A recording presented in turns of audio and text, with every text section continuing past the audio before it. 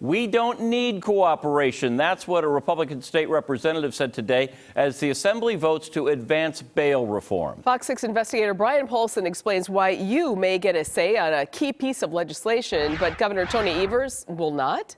Yeah, that's right, Ted and Mary. State government in Wisconsin is divided. Republicans control the legislature while a Democrat sits in the governor's office. But when it comes to changing the state's constitution, the governor gets no say, and you do. We could tell story after story of people who are out on low bond that commit another violent act. Darrell Brooks was the catalyst. He should have been locked up. But the Waukesha parade suspect is just one in a long line of criminal defendants accused of harming others after bailing out of jail. Someday maybe the legislature will act. Well, that someday is today. The clerk will open the roll. On Tuesday, Assembly Republicans voted to alter the state constitution. The resolution is adopted, which currently limits bail to the dollar amount necessary to ensure a defendant comes to court. So in changing this, a judge can now go back and look at your past criminal history, which I think is common sense. Release isn't about risk.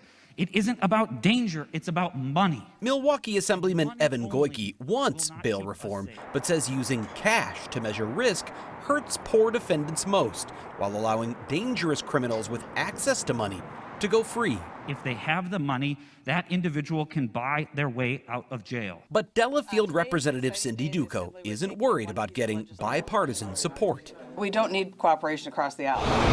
That's because Republicans control the legislature, and a constitutional amendment would not go to Governor Evers at all.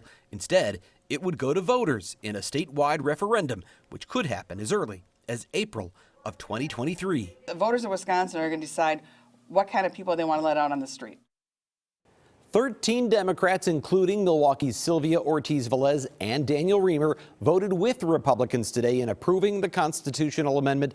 There were no Republicans who voted against it. But Republicans are not necessarily united in their approach to bail reform. I'll show you why tomorrow night on Fox 6 News at 9. You'll also meet one of the children hospitalized after the Waukesha parade and hear what her parents have to say about bail reform. In the studio, Brian Polson, Fox 6 investigators. You've been on this since the tragedy, Brian. Thank you.